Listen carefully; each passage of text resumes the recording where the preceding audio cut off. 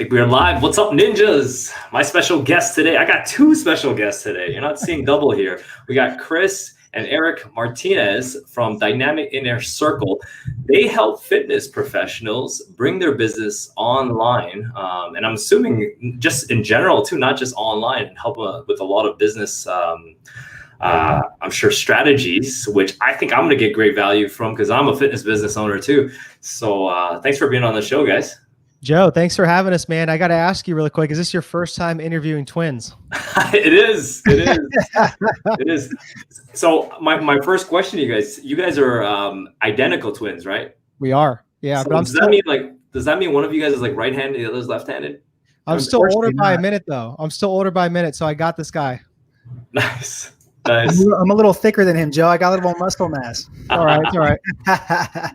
There's got to be a little bit of competition. So. Oh, for sure. Yeah. For sure. So pumped to have you both on the show. I'm going to take it like one at a time. I guess I'm assuming you both started and got into the fitness business game together at the same time. But share with us your story and how you guys got started.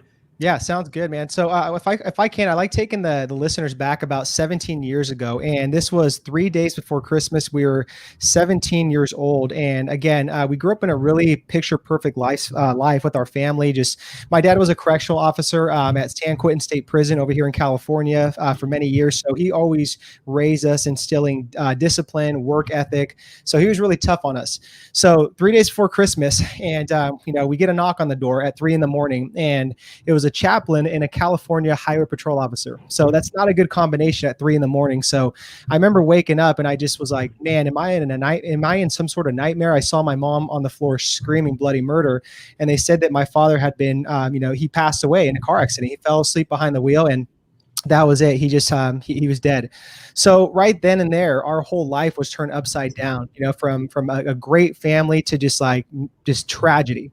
And then 3 months later, my mom's mom passed away due to cancer. So my mom turned to alcohol and antidepressant pills. So, we were kids, 17 years old. We lost our role model, our father figure, part of our mom. And it was just tough times, man. Like we felt like in a really dark hole. And we even said that we went through hell for like 6 years, all the way from 17 to like 23, 24 years old. We went through the motions in life. We turned to alcohol too, just got into a lot of trouble and stuff too, just because it was all just anger and we had no guidance or mentor. We were lost. So it wasn't until we were flipping through a muscular development magazine and we saw Dr. Layne Norton's column in there. So we reached out to him. We always use the weight room as to alleviate stress and anger. So we got really fascinated by just like the body compositional changes, just nutrition. So we reached out to Layne and we had the privilege of being mentored under him for 5 years and learned all his methods, saw what he was doing. He got into it really early with the online game. So we really just kind of studied everything he did. And then we went on to hire other coaches. His name was Dr. Joe Komzeski and then Eric Helms of 3DMJ. So we're always trying to figure out how do we get better? How do we improve our skill sets through online coaching? And then we finally just went all in with the online coaching business. And that was our first business called Dynamic Duo Training, where we just help fitness professionals, fitness just with fitness goals, just like help them with exercise, nutrition, customized online coaching programs. And we worked with over 1,000 people and just were very successful with that business. And then the last 3 years, we just opened our business, the Dynamic Inner Circle. It's now called the Dynamic Fit Pros. So that's where we help, fitness professionals create more income, impact, influence, and independence. And that's what we talk more about in our book, Rise of the Fit Pros. Oh man, that is a crazy story. It sounds like, whenever somebody loses somebody tragically in a situation like that, you kind of have to fill that gap with something. And it looks sounds like fitness was that gap. Yeah. We're just big, firm believers, Joe, and you turn your messages into your messages. And that was one of our messes was just, losing our father and, losing our grandmother and losing like a part of our mom that night, and we just thought, we can go down two ways. We were going downhill and we saw how much of a dark path that was. And we're just like, man, we're too talented. We're too gifted. Our dad taught us way too much. He worked his ass off way too hard for us to go down that other route, so we decided to turn it all around and use that mess into our messages. And that's what we're doing now is just inspiring people's lives and doing the best we can to be able to make impact. Oh, love it, man. Deep story. That's a huge why. Yeah, so let's go back to the fitness side of things. It sounds like you've helped thousands of people. How long of a time frame was that you guys did the dynamic duo training side of things for? Yeah, so we started off like as personal trainers from 2009 to 2011. We started dynamic duo training like right on the cusp of like the end of 2010. So we didn't get going until really about 2011, and then we kind of ended up like stopping doing that 2018, like hardcore, just like no more like fitness coaching. And then, yeah, it was like a good 7-8 year run. It really, really was, man, but it was just one of those things where it was just like, we knew that assignment in life was ending, and we needed to do a new assignment. And this new assignment was helping fitness professionals, create more impact in independence, income, and influence. So what did you guys learn? I mean, everybody's gone through the whole grind of like personal training and everything, but did you guys do a little bit of one-on-one in-person training before you jumped into online? Exactly. Yeah. 2009, 2011, we did like solely one-to-one training, like at a little independent mom and pop's gym. So we learned a lot there, because we weren't fed clients, it wasn't a big box gym, like a 24-hour fitness where they feed you clients. We had to go out there and hustle for our clients. We had to sell people, we had to persuade them to pick us as their personal trainers. So we learned a lot, just kind of doing that. And that's what really helped us to become actually really good online coaches. Yeah. And that's a time too, where we were still being mentored by other coaches on how to just like coach people, what they were doing. And like, finally, we're just like, okay, how do we use like our in-person clients as like almost like guinea pigs and just give them like a free online coaching just offer, right? To just, see if our model works, see if the methods work, and even just gain social proof, testimonials, videos, before and after pictures, to sit there and go market going forward. For sure. So you talked about something very specific about being able to persuade people in person. What do you think were some of the skill sets that you took away from like in-person persuasion that you now teach fit pros to do online? Like, what would you give us like the top maybe 3 things that you've taken away from that? Yeah, I would say, man, it is kind of a different ball game, like doing like, sales and persuasion in person. I think it's easier in person to be 100% honest, because you have that energy and that connection right there face to face. But I think it's a different ball game too, and a different skill set doing over the phone, like type of sales, right? And we don't like kind of like looking at sales as selling. We like looking at it as serving, right? Because one of our mentors said that selling at its highest level is serving. So that's what we teach our fit pros, because fit pros just have a negative connotation with selling, so we're just trying to tell them, how do you look at this as serving? Because that's what you're doing at the end of the day. You're just getting compensated handsomely for it. You know what I mean? So I would say that some of the big takeaways, like, reframe your mindset to not look at it as selling, look at it as serving, to not look at it as you're doing transactions all day. It's transformation. That's what you're creating. You're giving these people hope and confidence to transfer over. So I would say some of the biggest takeaways from in-person to online. Yeah. And I would just add to that too, man, just same concept with the like in-person online, just there's no excuse not to deliver a massive customer experience to these people, right? So always, be accessible through your phone, through just whatever application you want to use, to just be by their side, to make them feel comfortable, to, ask questions, and just take a general interest in their life outside of like just coaching, really understand that you're building a relationship, right? So that's why I always say that people buy coaches, not coaching. They're buying people, right? They want to build that relationship with you. So you have to slowly peel back those layers and break down those barriers to really, really just help them and transform their lives. Dude, 2 things, guys, 2 huge nuggets. A transaction versus a transformation is what you're selling. And number 2, you're buying coaches, not coaching. That's phenomenal. And so you guys made that switch now from in-person to online. Why? It seems like you guys are ahead of the curve a little bit. That's a great question. I mean, for me, I'll be honest, man. I see so much. I see that's where the puck is going in so many different ways. It's just online. I mean, look at, for example, with this pandemic, how it hit. We would have never expected that a virus would have wiped out pretty much like the whole entire economy and just put us all in fear mode. I still sometimes wake up and I'm like, man, is this really just like the new normal, or are we just in a damn dream? So it's crazy because, it just wiped out gyms almost. And I don't know what your situation is, Joe, and hopefully you're still able to, run your gym and everything. But from what I've seen over here in California, like they opened up the gyms for a little bit and it is not the same vibe. Like people are still scared, like wearing masks. It's just very weird. So now is the best time to sit there and pivot and take your, business online and have a component, because you have absolute control of your online business as opposed to the in-person stuff. So, there's no higher, there's no better time right now than the demand for health and fitness, just because of everything that's happened with the coronavirus, like people's immune systems. Health is your wealth. So everyone's very aware of that. So that's why I tell my fit pros that right now is the time to sit there and supply people. So it's all about, is there enough supply? Do enough fit pros sit there and have the confidence and are able to break down self-limiting beliefs to go online and make this successful? Yeah. Love it. So I know now is the perfect time. A lot of people have been pivoting online, but you guys did this before any coronavirus or before anything actually hit. Yeah. And the reason why, Joe, when we were doing personal training, obviously, we saw kind of that it was a broken model if you're doing it 100%, right? And that's actually what we preached. We preached the hybrid training model of in-person and online, right? So the thing is where you get stuck and you get in trouble is when you go all in on one-to-one training, because it's a broken model. Like there's only so much time in the day, right?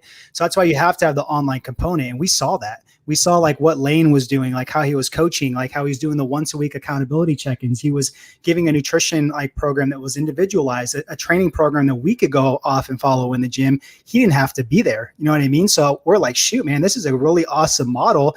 Like you can take on like 30, 50 clients like this and really scale this and even still have like the liberty of working from home and having freedom and time. So we just kind of got ahead of that and saw that, we're like, man, like we can't keep doing one-to-one training, like maybe one day if we have our own thing, we can dabble here and there with some clients, but online is kind of where it's going. And if we fast forward like 8-9 years now, this is where it's at, it's going there. For sure. And it didn't really strike me because, I've been in person for quite a while, and our team was talking about online coaching. We have dabbled in it quite a bit, but this just forced us to pivot like a lot. I was already a believer because it's funny because I've had online coaches for a while, like whether it be business, whether it be fitness and everything, but I never thought about providing that to my clients until like now. Yeah. So, yeah. It's crazy, man. So what would you say, like, talking to the fit pros now, I got some people that are fit pros listening, and they haven't pivoted online. What could be a strategy or, there's probably a load of things that they could do right now, this moment, but what would be something that they would do to start moving online? Yeah, I'll talk about this one strategy. And Eric, if you want to take it the content thing. So what I would recommend, Joe, like to your fit pros that are listening, if you guys really want to get online, is there's two things that we all have. We have time or we have money, right? So a lot of people, when they get into this, they don't have money. They don't have a lot of money to sit there and dump on like paid advertisements and get a shitload of eyeballs on us, right? So the other thing you have is you have time, right? So there's no excuse. So what I tell people is reach out to people, like cold DMs, like 50 people per day. Go through your Rolodex, high school people, people that are in your hometown, just people that are in Facebook groups, stuff like that, man. Just reach out. And you don't have to be direct, like salesy or like soliciting to them. You can ask indirectly, like, hey, my name is, and this is what I do. This is my specialty or niche. Do you know anybody in your community, family members, friends, gym goers, that might be interested in this program that I have? So you're asking indirectly. So two things are going to happen. Either they're going to sit there and be interested and ask you questions, and then you can spark up a conversation. Or the second thing is they're going to refer you to somebody. So if you sit there and DM 50 people per day, 5 times a week, that's 250 people per week, man. That's 1,000 people per month. And if like you can't sit there and get 5 clients out of 1,000 people per month, and you're charging maybe like $1,000 for your program, that's $5,000 per month. So that's an online strategy right there with time. Yeah, I love that. I agree with you on that. And then what I would say too is like, if let's say you're already an existing fit pro and you have people like that are in-person clientele, right? That's even better. You're in a great position compared to somebody starting fresh that's going online, because you already have those people that trust you, right? And you've already helped them in person. So now it's all about kind of just like pivoting and just like drawing up like, one-to-one programs for them, or if it's a group model type of approach, but just, get your hands dirty with it and see if that concept still works with your like drawing something up in person and online. And then if you're doing nutrition, that's something too, everyone has a different concept philosophy on that. But if you're doing that, then just use the same methods you were doing in person, but just transfer that over to online, whether it's through an app, whether it's through PDFs, Excel sheets, and then do a check-in process with them where it's once per week, be accessible through like WhatsApp, through text message, whatever you want to do. But then see if that works, see if that model is working and people actually like it. And then you start getting social proof, getting testimonials, videos from that, before and after pictures. Then you go to the whole world of content and you start putting yourself out there and creating what's called valuable, intentional, and relatable and shareable content to just put all around your brand and get those eyeballs. And that's when you start getting those leads through social media and stuff. Dude, I was just gonna go there because I see this happening, and I get that feeling of a lot of fit pros that are new to the game, new to online. Is my stuff good enough?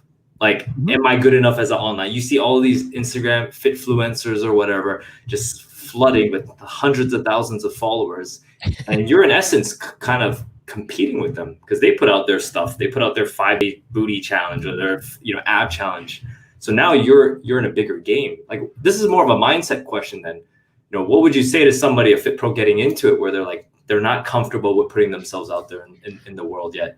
Yeah, that's a great question. And this is something too that we're really big on with our students in our program, is breaking down belief barriers. And we just even did a podcast on this, man, because it's so powerful. I mean, 90% of the game is mindset. It truly is. And just believing yourself, whether it's like the imposter syndrome, whether it's money mindset, a scarce mindset, the fear of just failing, comparison syndrome. There's so many different forms of self-limiting beliefs. But to be honest, man, it's just like we're never going to feel ultimately qualified. We truly, truly aren't. We're always going to second guess ourselves. We're always going to be like, man, are we good enough? Like, I see this person crushing it, and that person that is potentially crushing it or showing their highlights, they're thinking the same damn thing. Like, man, I'm an imposter. Like, I'm not even like qualified. So as soon as you buy into that and just break down those layers and understand that's part of the game, it's going to be going forward, then it will make things so much easier and more enjoyable going forward. It's also too, Joe, it's about just taking imperfect action, man. We tell this to our students all the time, where it's like, you're never going to sit there and put out an A+ work. You're never going to put that out. So just put your B+ work out there, because you never know how many people that B+ work can help. And if it's only 1, 3, or 5 people, that's all that matters. You know what I mean? Yeah. I think like you said something earlier, Eric, about people's highlights reels, right? These Instagram pages that have been out there, it's only their highlight reel. Like, nobody really knows how well they're doing. Oh yeah, it looks like they're doing amazing, but in reality, are they? Yeah. And you may be surprised, man. Like, some of these people have like millions of followers, man. Yeah. Like they don't have millions of dollars, so there's a disconnect there, Yeah, it's funny. Quick little story. We used to go to the Mecca. Are you familiar with the Mecca in Venice? It's a big the beach, the outdoor workout place. It's where Arnold worked out, and man, it was such a great place to like network, and you'd see so many like monumental people, like bodybuilders, like influencers that you'd see on social media. But then it's like you would talk to them too, and like some of them didn't even have any business concepts or anything, and like they would even be honest and be like, man, I'm barely making it. And I'm like, you have hundreds of thousands of followers, and it's like you should be killing it. You should be monetizing that. So it's true. So this is where it's interesting how you gave the strategy of just reaching out to people, because everybody takes the opposite approach. They start putting out content every single day, flooding it, thinking that's what people want to see. Would you say that's a mistake a lot of online fit pros make? Yeah, it's definitely a mistake, man. Because it's like you're just like throwing a huge wide cast net out there and just hoping somebody's going to reply and be like, "Oh, I want to work with you. I want to sit there and sign up with you." But it's like, no, man, you gotta go back to the old school stuff too, and just like have a conversation with somebody and figure out what are their pain points. Like, what can you do to solve their problem? What can you do to make life better for them? And that's why just messaging people and having a conversation is one of the best ways, because if they're serious and they're warm and they're ready to buy, you can even hop on a quick call with them, 5-10 minutes, which is called a set call, and see if they're a good fit, and later on you can do a more formal call, or you can maybe even sign them up right there, man. So there's a lot of power like in just like messaging people. Yeah. And if you really look at like kind of like the psychology within like social media, like let's take Instagram, for example, right? Like the whole thing, when you go to someone's page, it's like a portfolio and like just like a showcase of like their content and stuff. And then you have the bio, just talking about like the bullet points of then who they are. So many fitness professionals and people just are clueless as to who they're speaking to with their messaging and their marketing, right? So that's why we always tell our fit pros, get very clear with your messaging, the pain points, your specialty, your niche, who you're really speaking to, because because you don't want to speak to the whole world. Like that will never work. Then if you gather up like, 5 to 10 case studies, testimonials, before and after pictures, you have all that stuff to display like on what's called Instagram or Facebook. I mean, the chances of you then driving traffic to your page as opposed to another coach on the opposite side that has nothing there, they're going to go to that person all day long that has the social proof. Right. So that almost uses, like, once you get good at those one-on-one conversations, it's just like you said, a portfolio, which is awesome. Yeah. This is amazing because we've actually gone full circle, because you guys started, we started talking about you guys being able to do one-on-one, using your strategies on a one-on-one setting. And then although online looks like we're doing like a big umbrella or we're casting a huge net, really what we're going back to is just back to that one-on-one side of things to grow and scale your business. That's amazing. So and on to that point, like, is there a big difference with talking to somebody in person versus online? Let's talk about the coaching aspect. Yeah, I wouldn't say there isn't. There's not a big one, because like, people have this perception where it's like online training is just like, hiding behind a keyboard, man. But like these days, there's no excuse. Like we can sit there and do an audio message. We can get on like Zoom now. We can get on FaceTime. There's no excuse to not be able to sit there and literally give them that customer experience, that they really deserve. Right. So I don't see anything that's really different about it, and that's what the weekly check-ins should be about. When you guys do accountability check-ins, you guys should literally have a system in place to where it's like either FaceTime, Zoom calls, something video oriented, because you're going to build that trust more. And I promise you that's going to like lead to more retention with the client and the lifetime value of the customer, where it's like, they're not going to just buy from you once, but they're going to buy from you like literally 3, 5, 10 years later. Yeah. Cool. You threw out some interesting points, lifetime value, all those different stats. You talked about sets. And I think fitness professionals that are new to the game, I mean, we're good in fitness side of things. We could track all our weights and everything like that. Yeah. What are some, you guys had, I think you guys had this on one of your last podcasts about metrics, key metrics to look at as a fitness professional. What are they in terms of the business sense? Like, what would you say would be the top few metrics that you need to know in terms of numbers? Yeah, I would definitely say like your number one thing is like your P&Ls, like your profit and losses, right? So like, what are you bringing in the business? Like, what are your expenses with the business? The second thing is just like understanding what your overhead is. This is where I see a lot of people making a mistake, where it's like they don't understand how much it is to like run the business, right? And that's the beauty about online, is like the profit margins are high, right? But you still have to understand like how much does it take for you to run the business? Like all these expenses with like technology. Do you have like a CPA? Do you have like a virtual assistant? You have people like running ads, stuff like that. You got to know all those numbers. And then the third thing I would just say is like, if you are running like advertisement or something like that, like you have to know some basic numbers, like how much it costs to like acquire a lead, how much it costs to like, just like convert that lead, how much money you're spending on advertisement, all those like basic, like key metrics with that. Yeah. And something I want to add in here too, Joe, I think would be valuable for the listeners, is just that the whole concept of like, when you start your business, just like understand, man, that like you should literally have the mindset of taking like at least a year of just kind of eating shit with it. And what I mean by that is like, okay, you might be successful and you might start making money and just like, you feel like you're balling and this and that, but just understand that, put that money back into the business, put it back into the machine so it keeps growing and working. And like, for example, like we do our weekly calls with our Fit Pro students on Tuesdays, the group model. One of the guys came on and he'd been working with us for 6 months. And he's like, man, I closed 3 clients in one day. So I made like over $5,000. He's like, I never thought in my life I would make that kind of money. And I was like, man, that's amazing. That's amazing, Chris. But I was like, put that money back into the business. I was like, go ahead, treat yourself, reward yourself, take like $1,000 out of that and just live almost kind of like a minimalist and keep growing the business, get more eyeballs and traffic on you. So I just wish more people understood that, because yeah, it's cool to make the money, man, but it's like there's so much more elements to a business to grow it. Yeah, love that, dude. Always constantly reinvesting. Yep. I'm going to take this into the future, because you guys saw this trend coming pretty early. In terms of the online fitness business model. You guys went online, you guys were successful. Now you're teaching other fit pros how to do it. What do you guys see in the next, let's stay short term, because who knows what's going to happen in the next like 3 to 5 years in the fitness industry? Where do you feel this things are going?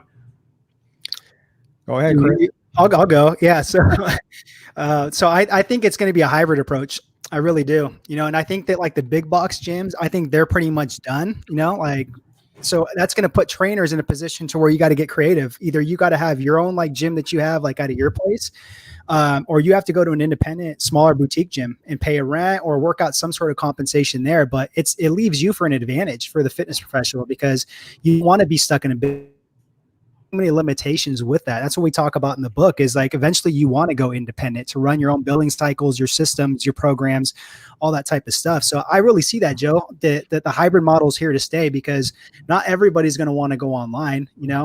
People are going to want still like 3 to 10 clients in person and have that connection and still have like that art of like coaching people in person. And then they're going to want the luxury of like being able to have a remote system to where they're not chained to the gym and their client schedules all the time. Yeah. I mean, I can't argue that. I mean, I agree with all those points and stuff. I just see already a lot of people already just like are wanting the convenience of their home workouts and stuff. And I think they've just already adapted to it to where it's not going to be a tough sell to get people back into gyms, but I just think that we're already at that point. I mean, we're like 5-6 months into this whole like pandemic thing to where people are just like, man, this is what it is. Like I either am taking care of my health my own way, or I'm just letting myself go to shit. So that's kind of what I see going forward. And I just think that like apps and different programs are going to kind of take over, and just the convenience of just people with their phones, just with this thing, man, just. Sure. Dude, I totally agree with you guys. And I think that is the future of fitness. You guys dropped some serious knowledge bombs. If people want to reach out to you guys, what is the best way to learn more about you guys, or, work with you guys? Yeah, bigeyebrows.com, man. No, if you guys want to keep up with what we're doing, follow us on Instagram at Chris and Eric Martinez. And then if you guys are interested in the book that we just wrote, Rise of the Fit Pros, How to Create More Income, Impact, Influence, and Independence in Your Fitness Coaching Business, then go to riseofthefitpros.com and get the book there, or it's on Amazon. And then we have actually a really cool gift for your listeners. If they're, fitness professionals or even business owners, you guys can you can get this free resource for lead generation at dynamicfitpros.com/masterclass. Awesome. I'm going to put that in the show notes. Cool. I got this last question. I love asking this. Yeah. I think everybody's life is like I'm a big Kung Fu action movie guy. I believe everybody's life, you guys had a crazy story. I believe everybody's life is like a Kung Fu action movie where you get beat up and then you got to go on a crazy training montage where you transform your life and you go back and you kill the guy that killed you, beat you up in the first place. Do you guys have a favorite action Kung Fu or, just hero arc movie? And if you do, why? Dude, I'll go first on this, man. I don't know if you call this Kung Fu, but we were big Jean-Claude Van Damme fans growing up. I love his movie Kickboxer, the original Kickboxer. Damn you. Dude, it is. I can watch that any day, Joe. So I'm going to go with Kickboxer. I love the story about it. It teaches you like resilience. It teaches you just so many different things, man. So I'm going to go with that. Yeah.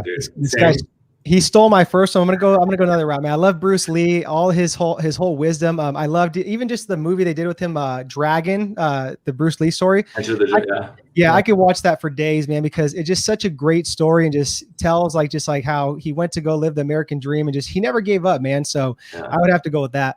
Oh, dude, they did a remake of Kickboxer too. So that one was but it's not as good. Man. It's not as good. Yeah. Awesome, boys. Well, thank you guys so much for being on the show and sharing your secrets on health, wealth, and being kick-ass. You guys are ninjas, my man. Right on. Thanks so much for having us, Joe. Appreciate it. Later.